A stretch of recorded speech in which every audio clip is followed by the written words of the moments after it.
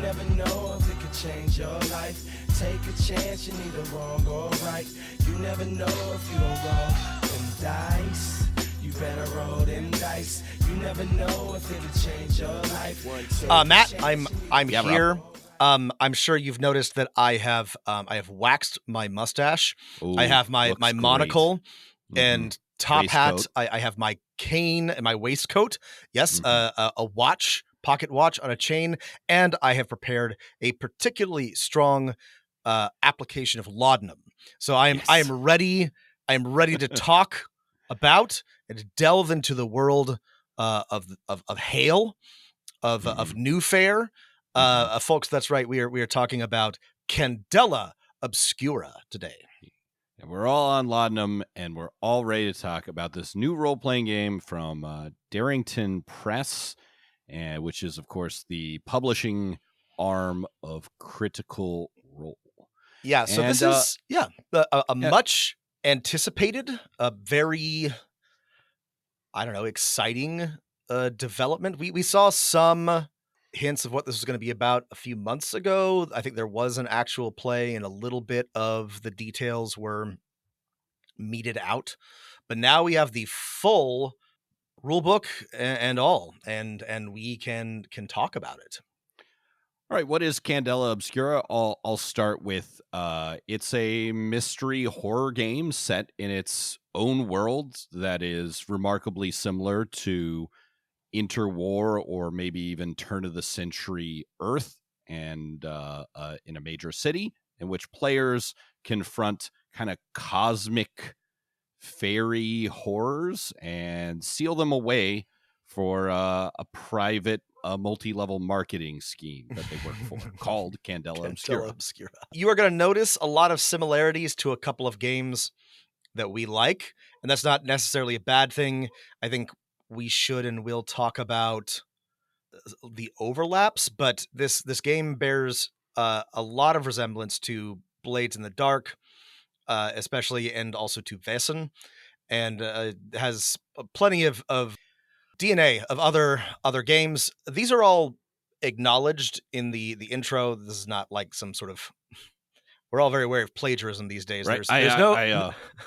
My copy of the book, the cover is made by and designed by John Harper. Yeah, who designed Blades in the Dark. Blades in the Dark. But the influences are clear, and I would say there are some distinct good things about that, and some maybe less good things about that. I love Blades in the Dark, so a game inspired by Blades in the Dark is already off to a strong start. But there's I guess there's more to be said about that. Yeah. So in terms of feel and style, right, it draws a lot from Wesen and the long lineage and sordid lineage of horror games. And Call of Cthulhu is there. Mechanically, it is not a forged in the dark system, and that is not using the SRD of Blades in the Dark, but it is essentially the same mechanical system, right? It's a dice pool system where you take the highest die, and there's four outcomes. If you've listened to our Blades in the Dark episode, you're more than familiar with it. We'll get into the details, but yeah, it's very similar. There's a couple of, and I was surprised and I think impressed by, there are a couple of little flourishes that distinguish Candela Obscura from Blades in the Dark that I think are very interesting. They're not significant. If you know how Blades in the Dark works, you will know how Candela Obscura works, but they're just a couple of additions that I think make it a little bit, that make it different and interesting in some compelling ways, I think. We'll get into those in a second. I did want to talk, this is, if you could assemble a dream team of designers, right? I would say the expectations for me are high, right? This is one of the lead designers is Spencer Stark, who wrote Kids on Brooms and, the award-winning and now soon to be a movie role-playing game, Alice is Missing.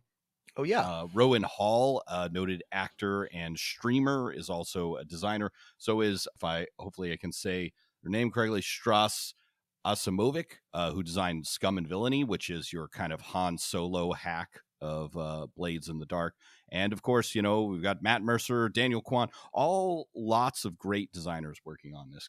Additionally, it's worth noting that unlike the vast majority of indie presses, indie games, this has resources behind it, substantial resources, a Critical Role resources. And, I don't know anything about the development process, but I also had and have high hopes for this because they can afford to pay artists, designers, writers, playtesters, etc. And, I would expect a high level of polish, if nothing else, from this book. I know only a little bit about the development process, and I think the one thing that matters, and I guess we'll see how much it matters as we go through, is that the game, like the house game, the game for streaming, the setting, was kind of come up with first, and then designers were tasked for building a system, mechanics to play that game. And speaking of resources, Rob, all right, so this is a game that's as Rob said, has a lot of resources behind it, and buying it was a little bit of a challenge. So you must either buy the hardcover, which comes with a free PDF. That's good. Or you can buy it from their website, which does not come with a PDF. It only comes with an online copy of the book. That's bad. But you can share that online copy of your book with your players. That's good. But you have to sign up for a monthly subscription to do so. That's bad. So I got the PDF, but I noticed while I was making my notes for this review that the PDF it's cool. It's searchable. It's not an image file. That's good. But it's a secure PDF, which means you can't copy and paste from it. Let's say if you want to take an adventure and paste some notes in, you can't do that. That's bad. Boo. Anyway, boo. Modern publishing is a real mixed bag, is I think what we're trying to say. Yeah. The end result, though, is nice. It is a slick and well-produced and interesting book if you can get your hands on it for a reasonable price.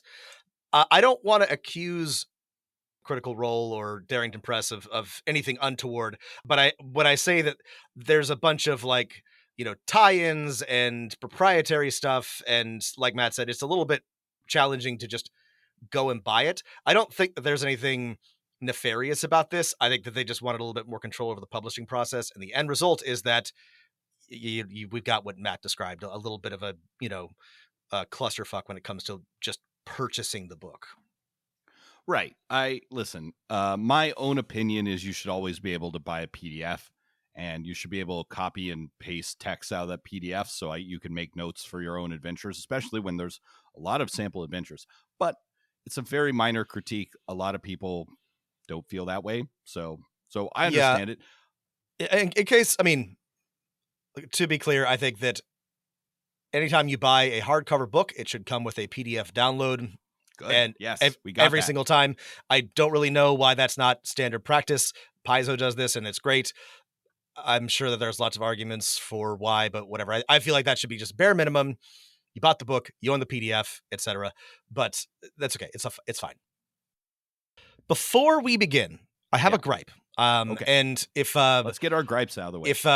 If pedantry annoys you, go ahead and skip ahead like 2 or 3 minutes, because is it about architecture? No, it's about pinhole cameras, Matt. And so in case you're not aware, or you didn't flag it right away, the title of this game is a reference to the Candela Obscura, which is a device, a technique for viewing eclipses, or sometimes used in like art or architecture or drafting.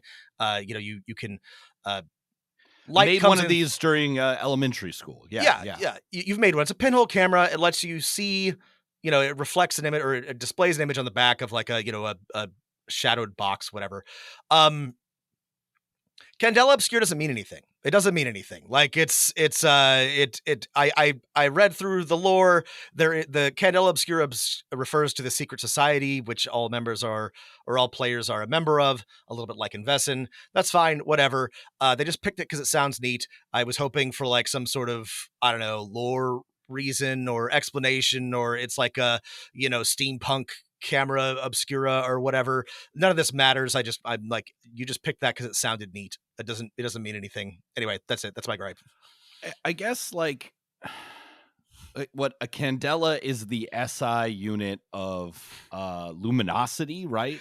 Like, I mean, this it is light bulb also has- Latin, or one of the ways you can say candle in Latin. Like it's, So it's like we're hiding the SI unit of light from the world, our secret society.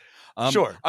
Okay, let's get all of our most petty squabbles out of the way, because I've got one. It's, well, first off, this is a Latin term, and there's no Latin in this world, Well, which is fine. We use languages to things. My other one is that it's mentioned once or twice that the city of New Fair, where this game, this horror mystery, where you investigate weird sources of magic and lock them away to keep the world safe, happens, has ancient brutalist structures, not ancient, like from a couple hundred years ago, but newer Art Deco structures. These are two styles of architecture drawn directly from our world. In my understanding, like, brutalism is in part a response to Art Deco and Art Nouveau. So I would have liked an explanation how this world developed brutalism and then afterwards developed Art Deco. I didn't clock that, but now I'm like, hang on. I'm open to the to a world where brutalism develops first, but I would definitely like an I need explanation. an explanation. It's a bit like, you have flying machines before you have automobiles. It could happen, but I'd like to know. I'd like to know why. Tell me the reasoning behind that. Okay, so it's we're getting a feel here, right? It's horror, it's investigation, it's really, I'm trying to think of, like, this is Call of Cthulhu in a sense, stripped of a lot of the things that make it Call of Cthulhu. Like, we've still got cosmic horror, but there's a clear, like, organization dealing with it. It's set in the 1920s or turn of the century, but it doesn't. You can't set a Call of Cthulhu game in the 1920s without, like, dealing with this being, like, the high point of racism in, like, a lot of the world. Right. And so we've got a second world, so we can kind of set that aside. So to me, it's like, this is, speaking of art, brutalism responding to Art Deco, Candela Obscura is responding to the Call of Cthulhu series of role-playing games. Well, and there are problems with this is jumping ahead a bit, but there are problems with the Call of Cthulhu campaign setting and Chaosium and all of that, and a lot of those problems have to do with, race and sexism, and it's not as bad as it used to be, but it's still an issue. And Candela Obscura takes aim pretty squarely at that. One of the first things that it says about the world of Hale and New Fair is that there is no racism, transphobia, sexism, misogyny, which I think I'm okay with that. I have some, I guess, thoughts about just saying there isn't any, but since I generally choose to run my games without, like, including that anyway, just because I don't want to run a game where I'm exposing my players to fantasy racism, that just stating it explicitly is not all that different from how I run my games. You may take issue with it. Again, I think it's, I don't know. I think it's a little strange just to state it outright like that rather than demonstrate through the lore why it doesn't exist. But that's kind of neither here nor there, I guess. So, I mean, we've read books that deal with these troubling issues from our past and present really poorly. And I feel like we've also read role-playing games that deal with them really well and, like, successfully incorporate them. I think horror is a genre that often overlaps with things like sexism and racism. Like, what is, like, Baby's first movie critique? It's like, you learn about, like, race and the Night of the Living Dead, right? Right. And sex and gender and the Night of the Living Dead. So, like, these are things that have been in dialogue, sometimes in a good way, sometimes in a way that's not productive. Yeah. And like, horror as a genre, I mean, this is a good point, Matt, is, again, it's like, Get Out. is a terrific movie, but also it's about as subtle as a sledgehammer, right? Like it's, and the vast majority of horror films either like play into sexist tropes around, innocence or subvert them. Like you can't avoid it, right? If there is a woman in your horror movie, she either needs to be the final girl or subverting the final girl trope one way or another. And I think this is good, actually. I think that horror actually has a role to play in being accessible. Yeah. Like this is like, I'm being a little facetious, but it's like, look, this monster is a misogyny monster. Look, this monster is a racism monster. Like right. It makes it very easy to sort of like drill down on some of these things and literally kill them, which is cathartic and satisfying. Right. Candela Obscura's authors have made the decision to not, I guess, entirely sidestep this dialogue, but to, instead of like come up with a task that I don't know, I am certainly not up to, of writing a role-playing game that's able to deal effectively with these issues. They've taken this approach, which I don't, that's not a critique. That's just, this is the approach this one takes, right? Right. I don't think it's the wrong decision, but it is a decision. It's not a decision that every role-playing game makes. But I'll leave it up to individual tables to make their judgment if that's the right decision. Yeah, and given that this is our audience, I don't think anyone's going to have a problem with this. But like, to be clear, and I'm sorry, this is a woke RPG. If what's his face was making a chart of one of those charts of evil RPGs, this would be like way off to the like far end beyond Wizards and Paizo. Everybody has their pronouns listed, and it's very careful about how it refers to people. To be clear, I think that this is a good thing. But like, if you are listening to us and that bothers you, you should probably not be listening, but also definitely be warned that this has all the things that the reactionary gamers complain about. Yes, role-playing games have finally gone woke. And it is, I think it is I guess my like final thought on this is maybe a good decision for most tables, right? This dialogue of horror and bigotry in the real world. I feel like I can't write one, but I could imagine a role-playing game and certain tables that would come up with a way to deal with these issues more head-on with proper safety tools and all that. But I appreciate a horror game clearly laying out, proper like content warnings and things like that. Because this is, by the way, so it's a mystery game, but it's also a horror game, and there's a lot of like horrifying things, like body horror, a lot of abuse of children in one adventure I read. It's some scary stuff themes. happens. It's not scary it's not it's not sanitized or anything. Like, it's definitely there's violence, there is horror, there is death and dismemberment and psychosis. So they're not.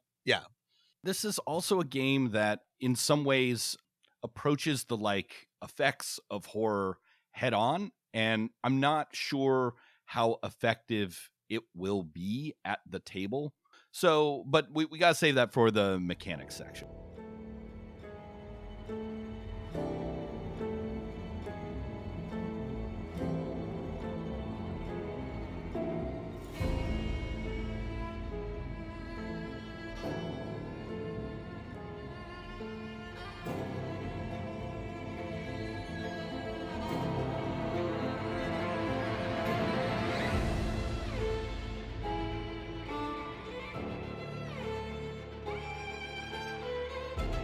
Let's get into the mechanics of this game, Rob. I have a lot of specific points, but one really big one. If you're new to Candela Obscura, it is Blades in the Dark, but it is game master driven. Mm-hmm. It is a Forged in the Dark game where the game master drives the plot, which is an interesting inversion. Okay, so you have your character is essentially a set of 9 skills in 3 bins called drives. Thank you. You have 9 skill points to distribute between these, And unlike Blades in the Dark, you have three pools of resources, or up to three pools of resources in each of those drives that you can use to spin to add extra dice to rolls. The resolution, however, of actions is exactly the same. In that you roll a pool of d6s, and on a 1 through 3, it's a complete failure. On a 4 through 5, a mixed success. On a 6, a success. On multiple 6s on your dice, a critical success. But what is I think really different, what like sets it apart, is that Blades in the Dark and like Scum and Villainy and other Forged in the Dark games like really rely on the players to drive the action, right? Players make all the rolls. They decide what to do, how to approach things, what problems to solve.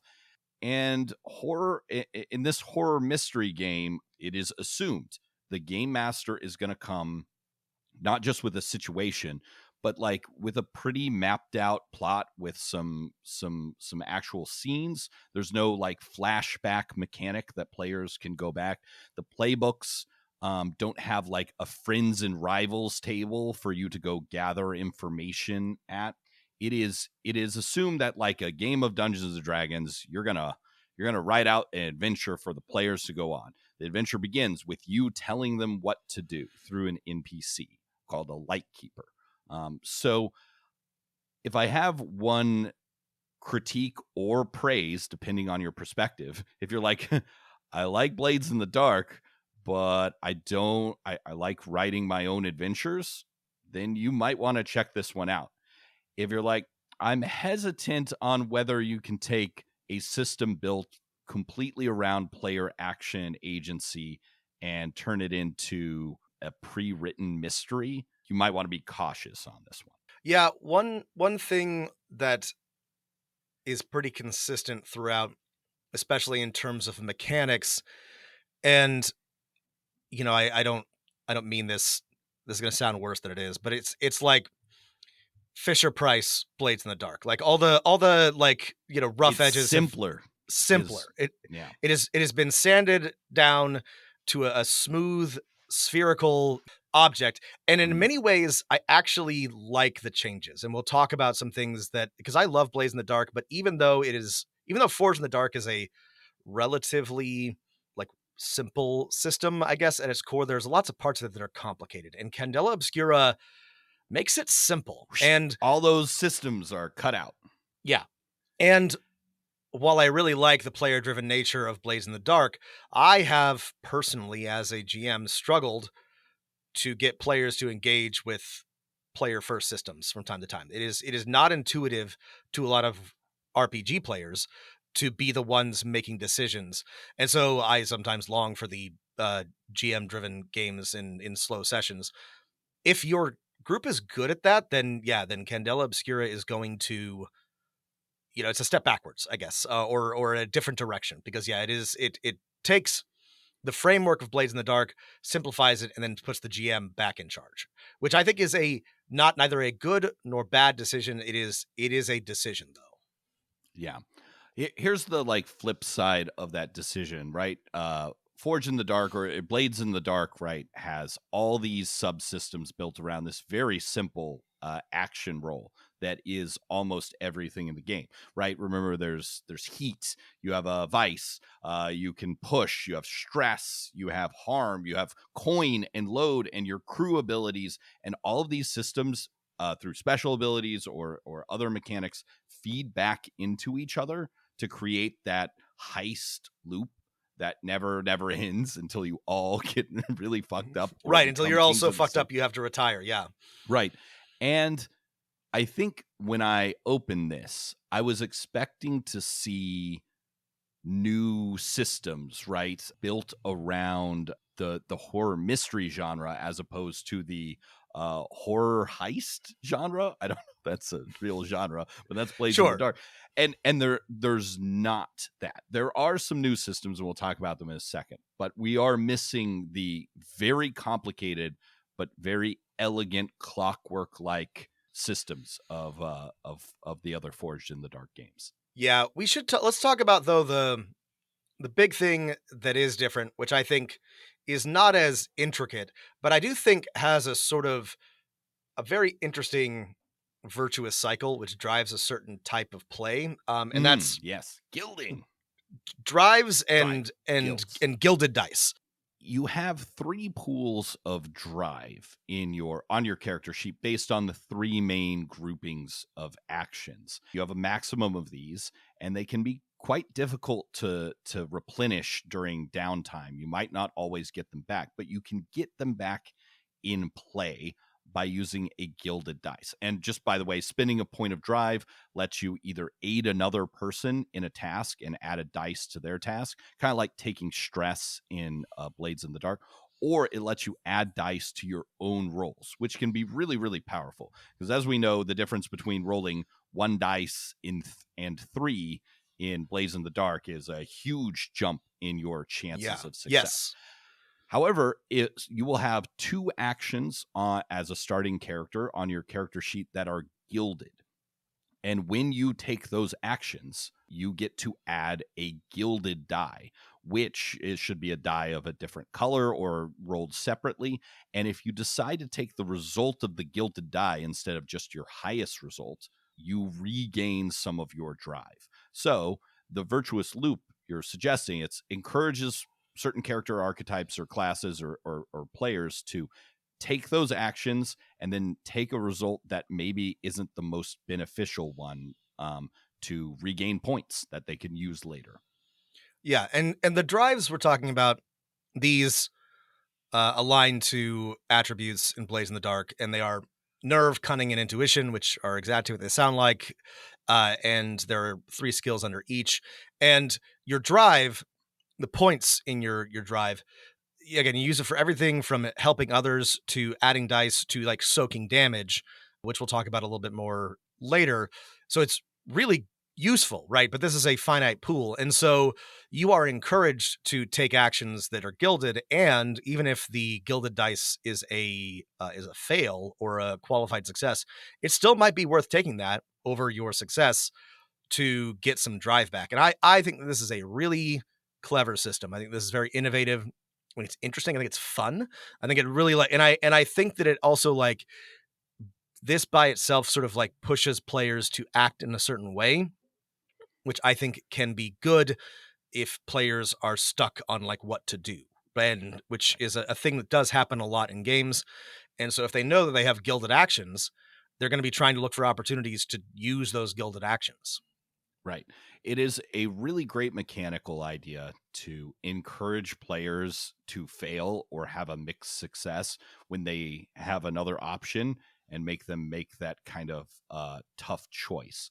I wonder if in earlier playtests, the gilded die was just a part of every roll and it had to be cut back for some kind of like gameplay loop reason. Because it is really cool, and I kind of wish it existed in almost, because it does feel very horror like, or a very fiction first horror game like, to make a roll. Actually, I'm gonna lose this one and put ourselves in a even more risky situation just because I want more points and I feel good about that. But it really drives the horror, element. Okay, yes, the evil spirits are now in the house. Okay, but that's fine. It's also scary. Let's go forward with that. Oh no, I was just gonna say, I wonder like if how the math works out. Like maybe having it on every action just meant that it was just too easy to regain drive. Yeah, I'm sure that's it. But yeah, I guess I also would sort of like it to be in more things, and maybe I guess you can gild new skills as you develop your character, or new actions. So I really like this. But yeah, sorry, Matt, you were gonna say. Well, there's a couple other changes that from Blades in the Dark that are, I think, very striking to me, in that I thought they were the coolest parts of Blades in the Dark. The Devil's Bargain and pushing yourself to game extra dice, where you accept something bad happening to get more rolls. It really puts you in the moment as opposed to an abstract game mechanic like drive. There's also like another major change is that while there is position. So like in Blades in the Dark, this is like, are you in a standard, risky, or like extremely dangerous position, and this affects what the outcome will be if you fail. It's called, I think, stakes here. Stakes, yeah. It is not like integrated into the rest of the, for example, special abilities as strongly, right? And Blades in the Dark, as we discussed, I think on our second part of our Blades in the Dark review, does a really good job of taking position and effect, right? These two position, and there's no effect in this as far as I can tell. Yeah, so I really like those systems, and I think they could have been reworked for mystery or horror. See, this is the problem when you write a system that is so similar to another system. It makes me, as the reviewer, always compare back to that system. And if I feel like you don't write something better, I'm going to make that comparison, whether it's justified or not. I mean, this is a rule of creative work everywhere. Is like, you don't want to deliberately draw attention to a better piece of art, and not that Blades in the Dark is necessarily better, but this draws comparison, right? Anybody who is familiar with Blades in the Dark is going to be making that comparison at all the times. And I imagine they left out effect because they were trying to keep it simple. But I do agree with you that I think maybe something is lost when you just have position, in this case stakes, and no effect. I think that both, again, I don't know. This is something I would have to try out in playtesting, I guess, to be sure. But I do wonder if something isn't lost by not having effect. Unlike Blades in the Dark, we have not actually played Candela Obscura. Important to point that out. But I would, one other thing is that, like, you have resistances. So you have a number of points in each of your 3 bins, each of your drives, that in Blades in the Dark, you could use resistance to kind of say no to a consequence from the dungeon master and change things up. In this, it's a simple reroll mechanic, which, correct me if I'm wrong, but I don't think there are any rerolls in a Blades in the Dark game, right? Your roll is your roll. Think so, which is why you do that negotiation with the dungeon master. All right, I'm going to burn my special alchemical creation. I'm going to push myself. I'll take that devil's bargain because but no, this one is a much more forgiving system, because you can always, if you have points in your resistance left, re-roll dice and get a new result. 2 other mechanical things I want to talk about, which is the scar marks and scars. That's what I wanted to talk about next. Okay, cool. Let's do that. So marks and scars, again, this is very similar to Blades in the Dark. It's a little bit like harm. You can take marks to each of your body, drives. brain, heart, related to your drives, I guess. There's body, brain, and bleed. And we haven't mentioned this. Bleed refers to the sort of bleed over from the when you're acting in the character you're portraying becomes part of your own emotions. I know what bleed is. Rob, was this game written by actors? Jesus Christ.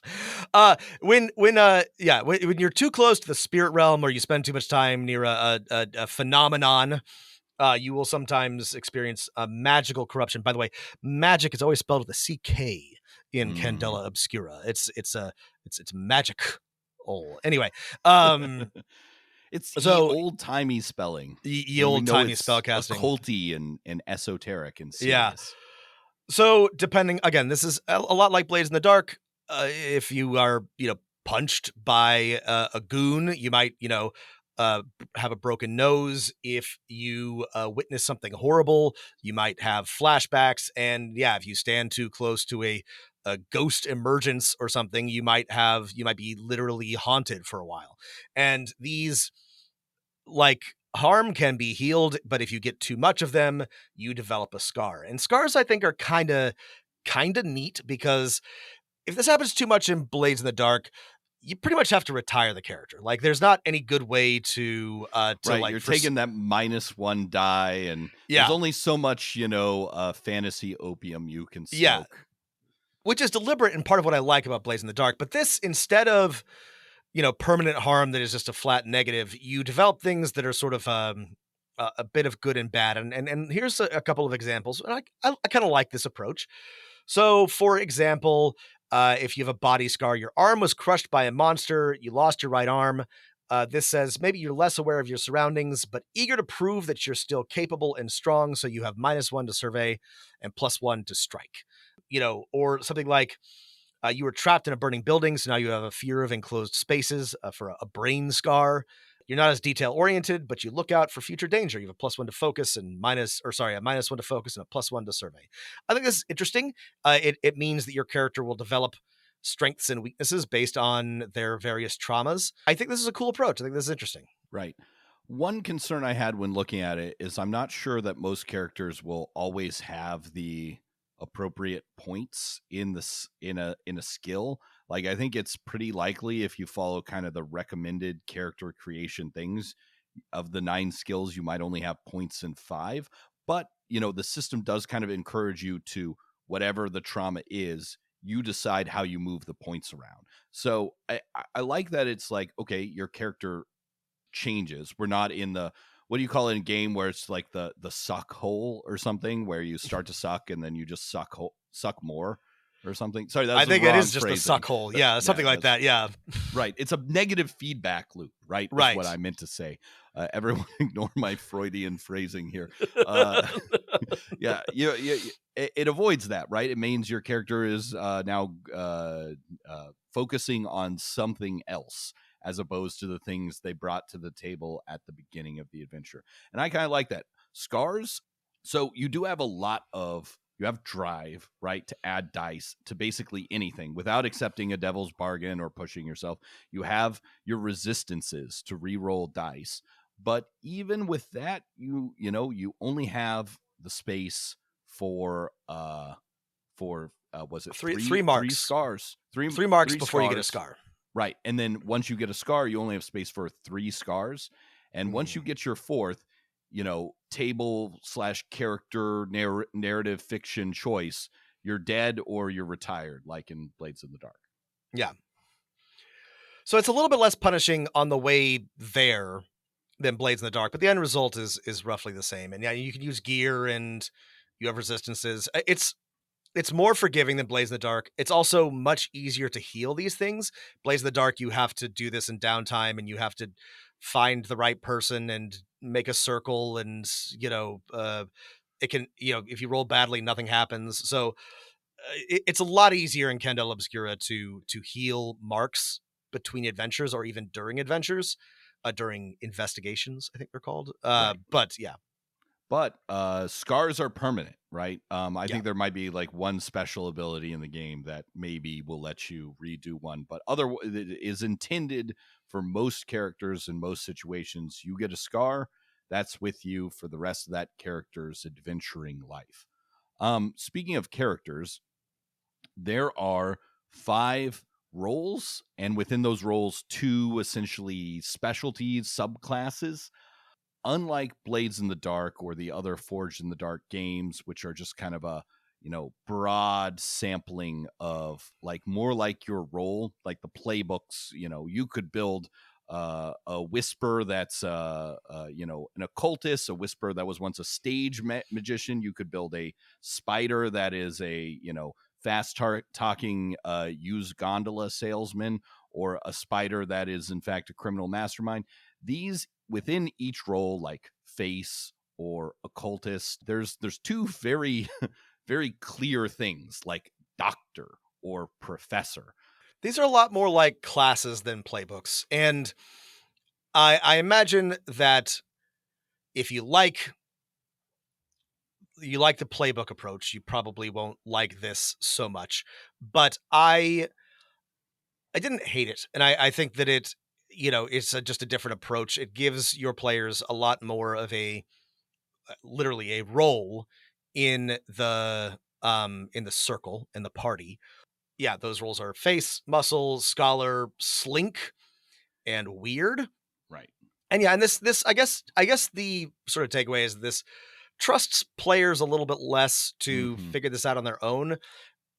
I'm trying to be kind here to people who play role-playing games. I don't know that is a wrong impulse. I think that sometimes giving players too much rope means that they will entangle themselves in it. And this tells you pick what role you want to play, and within that role, here's one of two There are two professions, choices. basically. Right. Yeah, choices. Classes.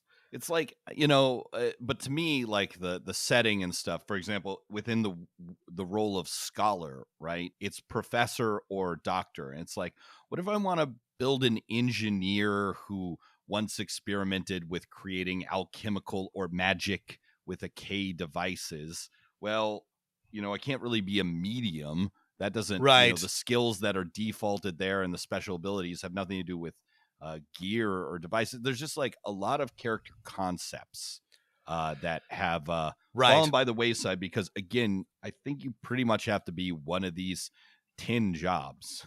There are only 10 jobs in Fahrenheit. Only 10 jobs in the world. Actually, Rob, this is like not to dig on your hometown too much, but this is like the list of career options for children in Portland, Oregon.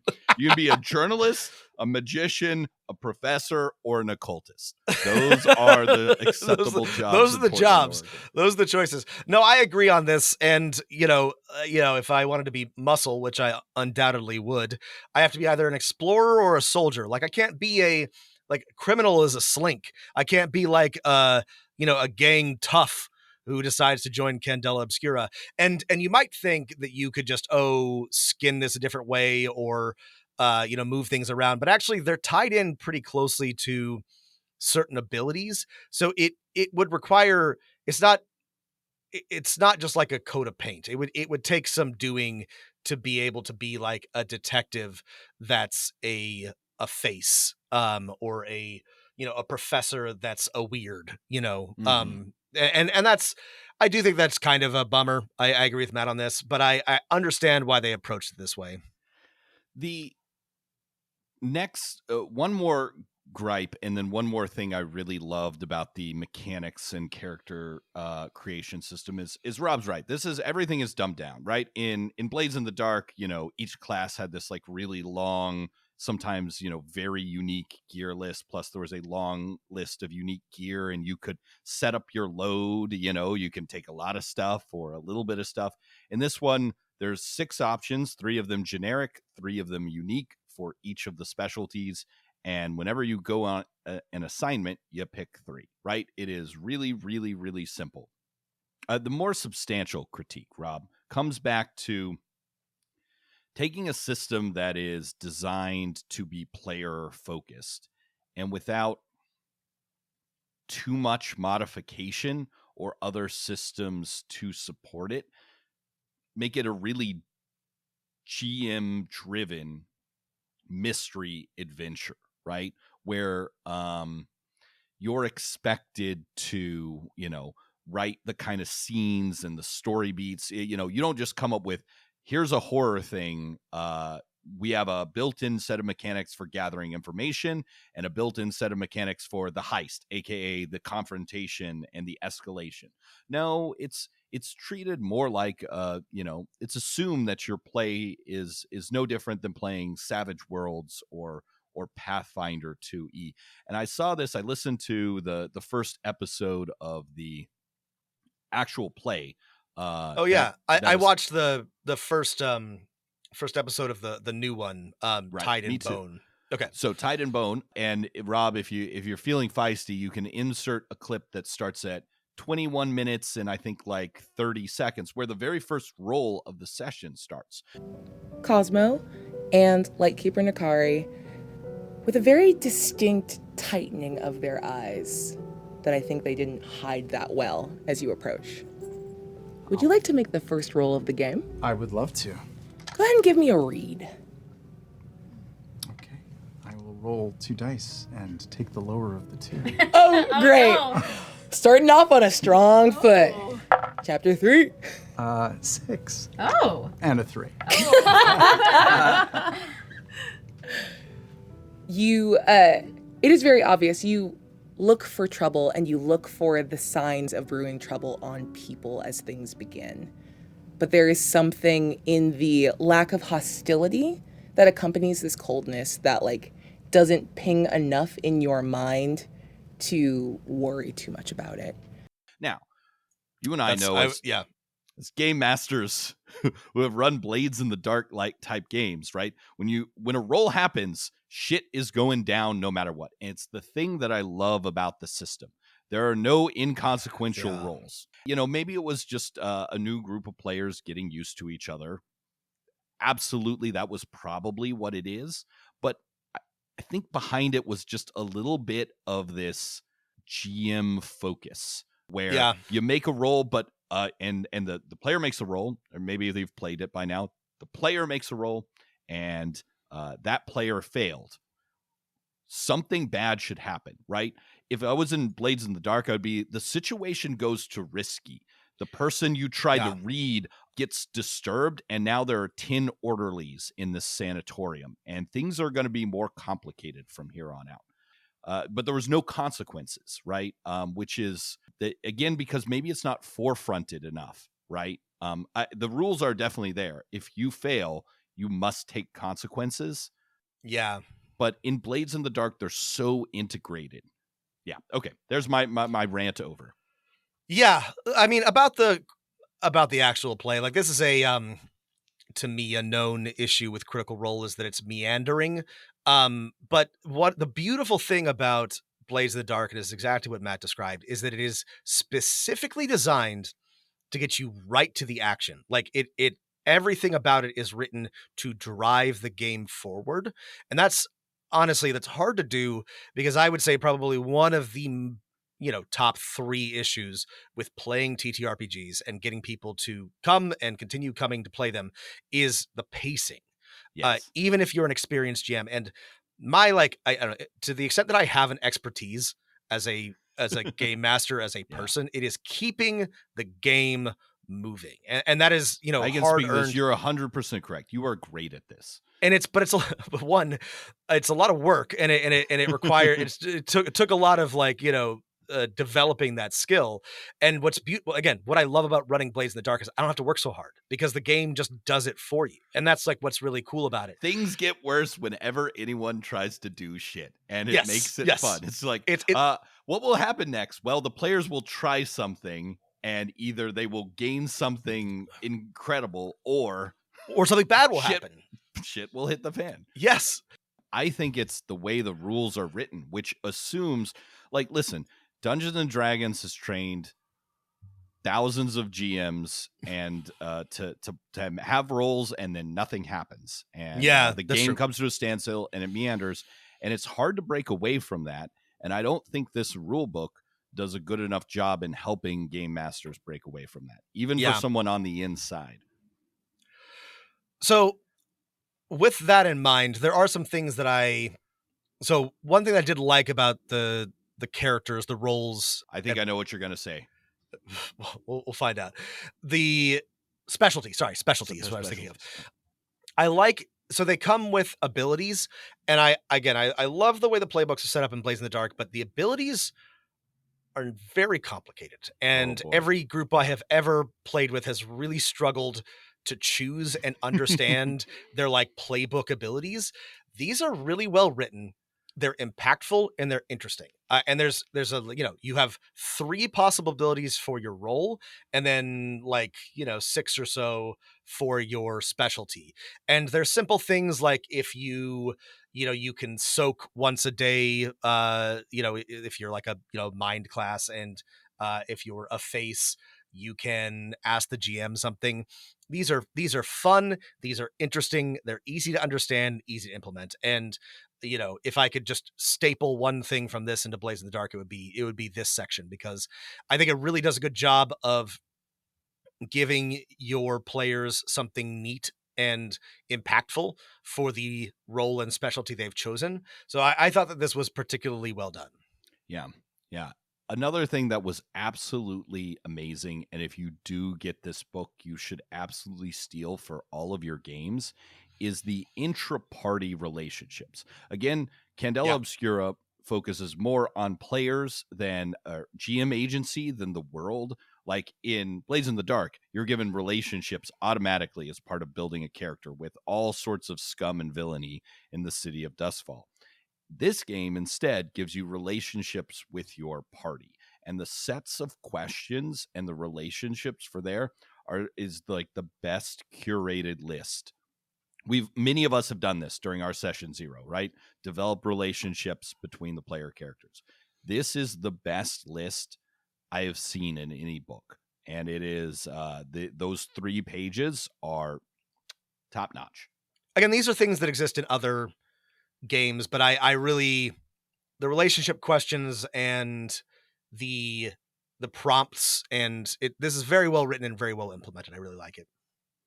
All right, we've talked a lot about the system. Should we talk briefly about the campaign setting? Yeah, and that may not be entirely fair, because there is I mean, we are limited by time, but like there is a lot here, and this kind of surprised me because I didn't set aside enough time to read all of this, because I guess I've been reading a lot of campaign settings that are lighter, right? And this is incredibly detailed. Like they give you everything that this is, we got Eberron. The Gazetteer, folks. Yeah, it's yeah. back. This is a full Gazetteer. We're so back. You know everything about New Fair and Hale and the city districts. You've got factions. You've got history. I'm such a nerd about governance. They described everything about how, like, who's in charge, down to how many people the district prefects oversee. I'm like, yes, give me that minutia about bureaucracy. That's the shit I love. So I was I was really impressed by the setting in terms of detail, at least.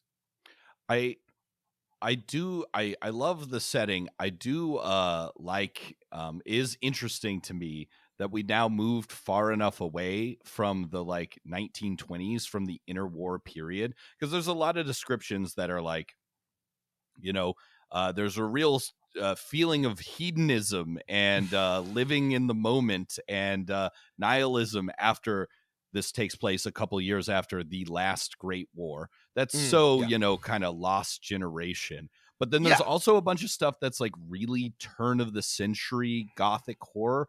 And so I love that we now as a culture are periodizing like 1929 through 1880 all as one thing now. Yeah, I mean, which I think it's neat if you again, in terms of like aesthetics, and I don't know, if you wanted to sort of like mash like the Belle Epoque and the 1920s together, I think that's kind of an interesting stylistic choice, which is basically what they've done here, right? You have a merger of like Victorian Art Nouveau, Belle Epoque, Paris, with some like post-war frivolity and restoration, and it's interesting. There's the technology is, they're just discovering electricity, and the old empire, old fair had alchemy and magic, but it's a good mix. I kind of like it. It's interesting. It is super interesting because it's like a second world fantasy. It is kind of jarring in that it is so similar to something that is, I think, so easy to access, right? I can imagine what living in the 1920s was like so much easier than I can imagine living in the 1420s, like when like your default game of Dungeons and Dragons is set. So it being a second world and like lacking like the Candela Obscura, right? That's a Latin word from our phrase describing things as Art Deco, but like, no, this is a different world. Is somewhat like there's someone in there named Cleo, and she's a muse, right? That's something from our legends, right? One interesting point is that there is a government agency that polices magical phenomenon, and you are a part of a magic secret society that locks away cosmic horrors and magical phenomenon. Most people do not believe in magic, which I think is key for this kind of Call of Cthulhu, Hellboy, Bureau of Paranormal Research and Development setting. But it can be a little harder to understand the world because it is still a fantasy world, right? It's a fantasy world that doesn't have magic. So you got to make sure you get that through your head and get that through your player's head. Yeah. Um, if I had, I should, this is my real like bread and butter, so I shouldn't hold back on this, but be aware that what the criticisms that I'm about to level are not entirely fair, and that I did enjoy reading about this, and I think it's a really interesting world. The thing that I will say about this is that unlike Blades in the Dark, and even unlike Vesson to an extent, this setting is derivative. I don't know that there is anything particularly innovative or brilliant about this, and by the way, that's okay. If we're no longer allowed to consume derivative art, Rob and I are going to stare at a blank wall. Right, right. Everything is varying degrees of derivative. And I was reminding myself of this as I was reading it, that like I'm 30 years old, and I have been reading this stuff forever, and so like stuff that's old hat to me is going to be new to some people, and they're going to be encountering this for the first time. And there's a lot of like cleverness and interesting stuff here. I would just say that I guess I had hoped, both in terms of the mechanics and in terms of the setting, for something really really mind-blowing, to be honest, really like, over the top. And I guess like, I'm going to say it wrong again, Wildemount, like wasn't my favorite setting, but Matt Mercer definitely had some like innovative ideas. It was not, there was some cool stuff there. And I think this is a really, really cool, very unique, like second world, like alternate 1920s, 1890s Earth. But I think they could have gotten weirder with it, I guess, is sort of like my end take on it. You are not in said, a haunted Victorian era city trapped inside a wall of lightning powered electricity that uses demon blood, right? You're demon not blood, in yes. Duskfall, right? Which is so weird and cool. New Fair is it's a big city, and there's every kind of thing there, and there's an old city underneath that somehow no one really knows much about. Yeah, it's like, listen, if 1920s people, if the Roman Empire used magic, I feel like everyone would still know about that, which Rob, brings me to my point about the lore that might make it more interesting, which is that the nation of Hale, where the game is set, and the Candela Obscura, the artifact and phenomenon hunting organization that your players work for, are in fact to the bone evil. Let me read you a brief excerpt from the lore. The fierce independence of the modern Faerun from New Fair people was challenged in 1822 when the corrupt and power-hungry president of the neighboring nation of Hale, Conrad Harcroft, him, led a violent insurrection against his own government in an effort to seize total power and control of the Halian nation. This act of violence cast the country into a brutal conflict and spurred the Fairlands into action. They entered the Halan Civil War on behalf of the rightful Halan government, fighting to defeat the president and his forces.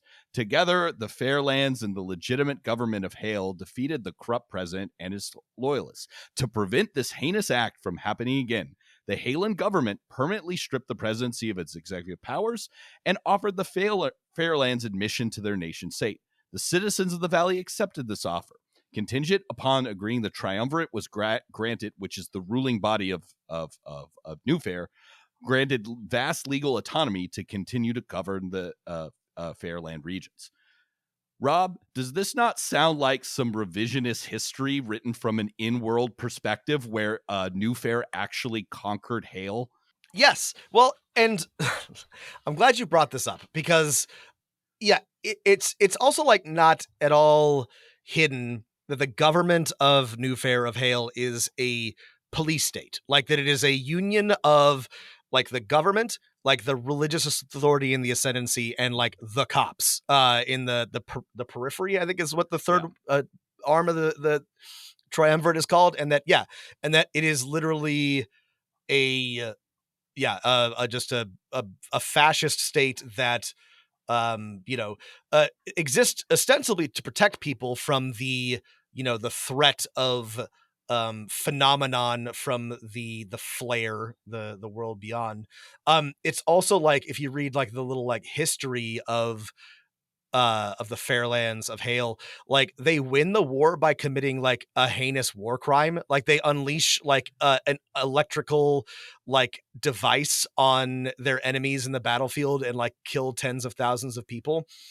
Yeah, Rob, it's yeah. Is this just too subtle for me? Because like I went back, I was reading that passage, and I was like, "Oh, is this an in-world perspective from like New Fair propaganda about how we didn't take over Hale, we just intervened in their civil war and then made ourselves the capital, right?" And I'm like, I'm not. Is this too subtle for me, and it's going over my head, or do the authors not realize how evil their government is? No, I think so. Here's my guess, and you know, you're right to bring this up.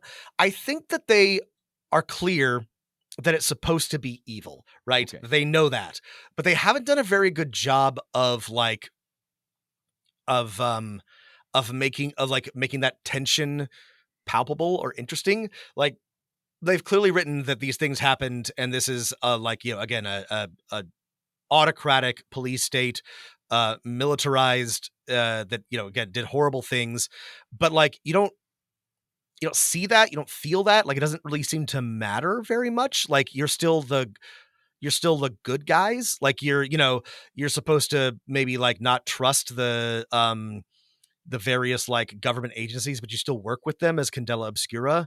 And Right. it's It- I feel like they had the idea, which is a good idea, of like making this like, oh, you are working for a, you know, an autocratic like fascist state, but then they didn't really like follow through on like what that might mean for the and so that's why I think you're confused, Matt, is because I don't think they really like did anything with it. They set up kind of an interesting idea, but then failed to sort of go anywhere. I expected to get to the end of that and them to tell me like this is a in-game text, you know, recorded by right. this. And then back to the sort of more important point, the Candela Obscura, you're the Illuminati. You're a secret organization. Literally. Sorry. The origin of the word Illuminati is the, you know, the men of light or whatever. And the Candela Obscura is a light bearers, keepers organization. Their headquarters is a lighthouse.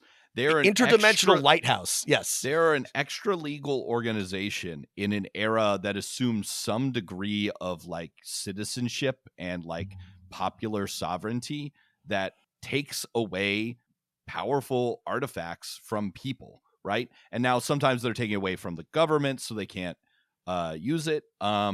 This to me reeks of confused liberalism.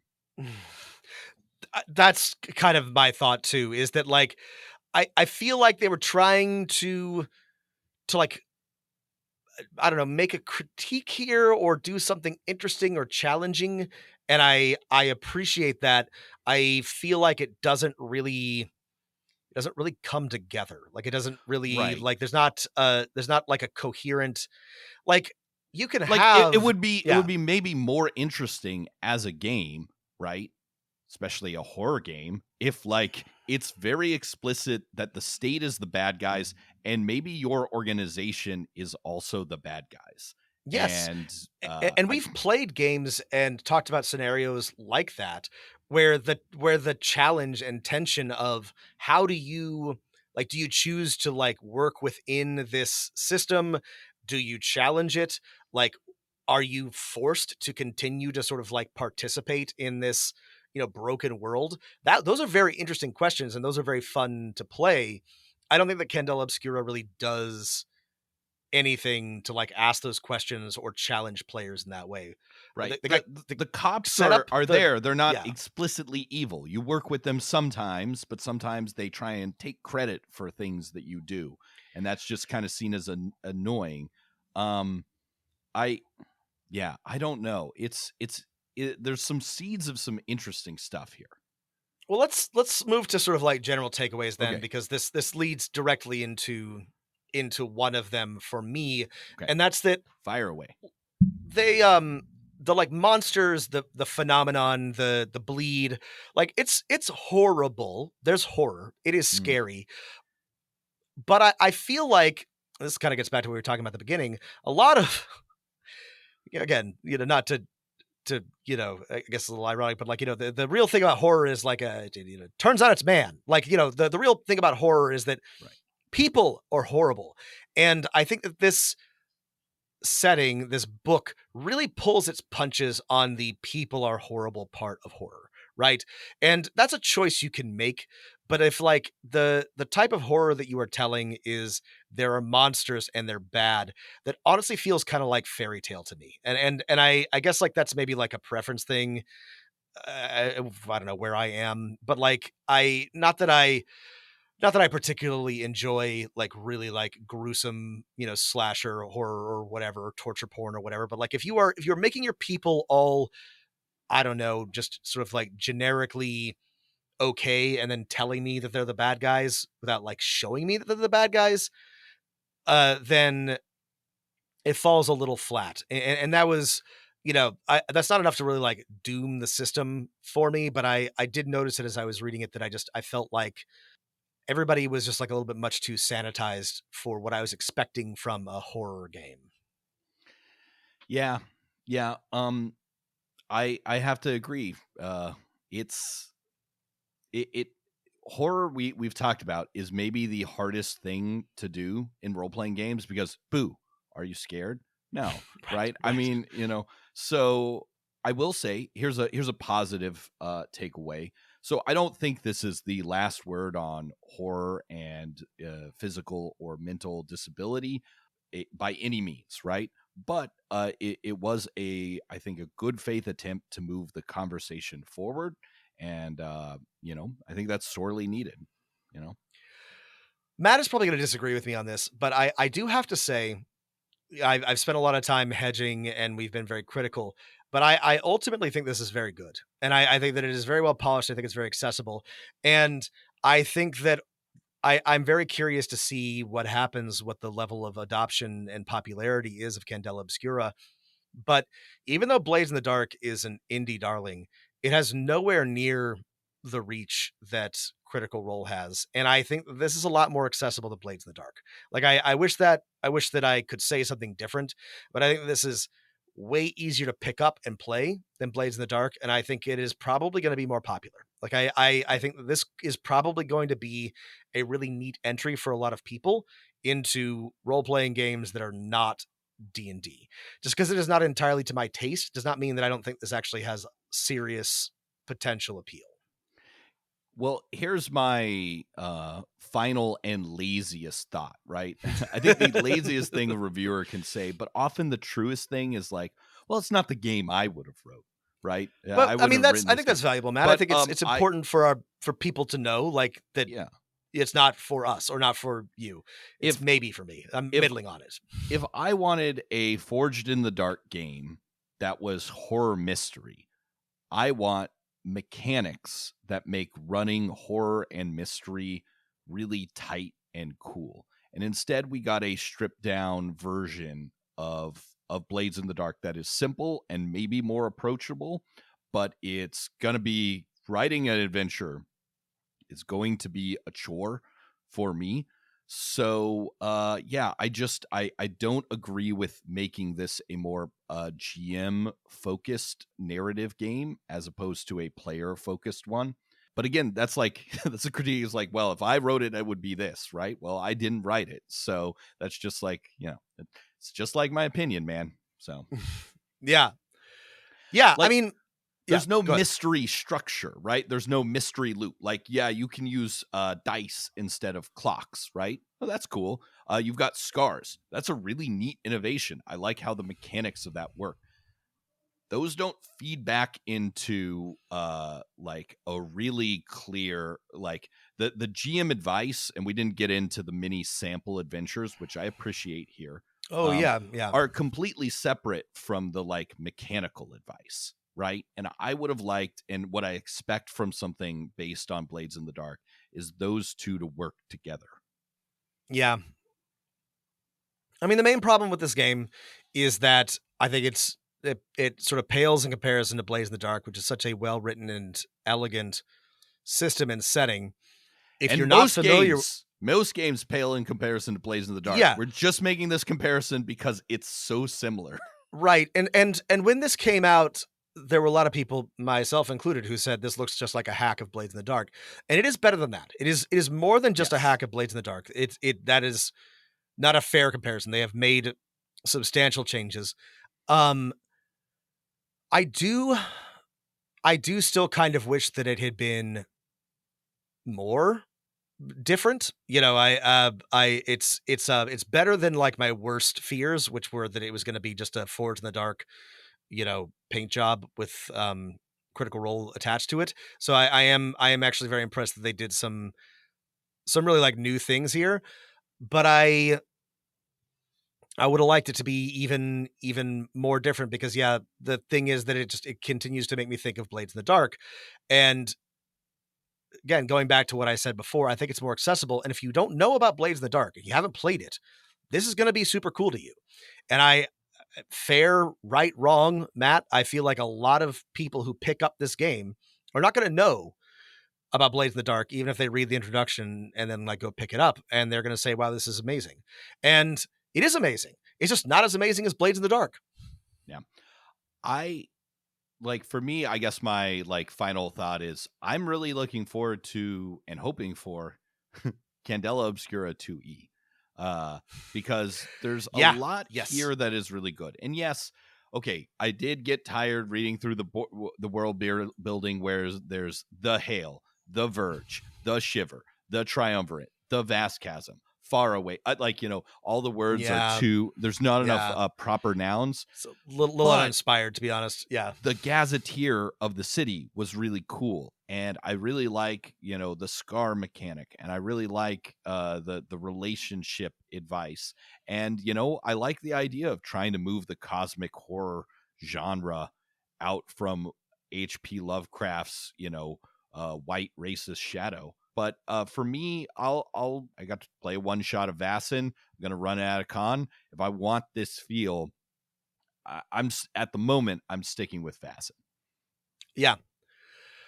If you like this type of thing, and especially if you found Blaze in the Dark to be complicated or challenging to run, I would absolutely encourage you to check this out. It is good. This is a well-written book that works. Matt and I's criticisms are about styles of play and preference. This is not a broken book. The rules work, and it has everything you need to run and play it. I could see myself running this game. I probably wouldn't play in it, but if I had players who were interested in playing in the setting, I think I would be happy to run it. If I were going to play in it, I would rather just play in Blades in the Dark. But it's definitely interesting enough for me to want to run if I had people who were like specifically, we want to play this game. So this is a qualified recommendation from me. I think that there's a lot of really interesting stuff here. Like we mentioned at the beginning, this is not something you can pick up for cheap or free or easy. So, don't get it unless you think it's really your thing. But if it is kind of your thing, I don't think you'll be disappointed. Yeah. It is very rare in our gamer lifetime that new gaming companies are emerging and being successful. And there's been, half a dozen to a dozen in the last couple years. And Darrington Press is one of those. And they have a lot more releases on the horizon, and I'm excited for those. And as a first outing, right? It's not a failure. It was not something, as we said, that blew us away, and we're immediately switching to this. But we'll see. Yeah. I mean, I guess maybe I'm too optimistic, or no, I don't think something. So. No one's ever accused you of that. I do think I think this is going to do well. My feeling is that just the momentum of Critical Role is going to mean that this performs well, that we'll probably get more. And I do think, you joked, but actually I think if we ever get a Candela Obscura 2E, the lessons and development from that, I think, will get us like actually probably a pretty cool new system. I hope that it lives long enough and we are around to see a second edition, because I think it could be really cool. Yeah. It was a fun read, especially the lore part. I'm sorry everyone if I made too many comparisons to what is different than Blades in the Dark, but thanks for listening. If you want to tell me how I'm wrong about Candela Obscura, either because I thought it was not good enough or not bad enough, actually, Rob, I think that write us at dmofnone@gmail.com. I think, a lot of people are like, this is either really brilliant or this is really, really bad. I don't think it's either of those. I think it's somewhere in the middle, like most games are. So, yeah. Yeah, I mean, again, like my, I guess, like top line opinion before we let you go is, yeah, it's polished, it's interesting, it's good, it's not great, it's not terrible. It's some, I mean, yeah, I think it's like a solid, above average B+. entry in, yeah. And that's good. That's okay. The world of TTRPGs has room for that. And I hope that I don't know, hope we get more that are maybe a little bit interesting and remind me a little bit less of Blades in the Dark. Okay, everybody, we're just going in circles now. Thank you all for listening. Blades like in the Matt Dark said, email us at dmofnone@gmail.com. If you want to yell at us in real time, join our Discord. If you want to pay to yell at us, go to patreon.com/Dungeon Master of None. And whatever you do, keep rolling them dice.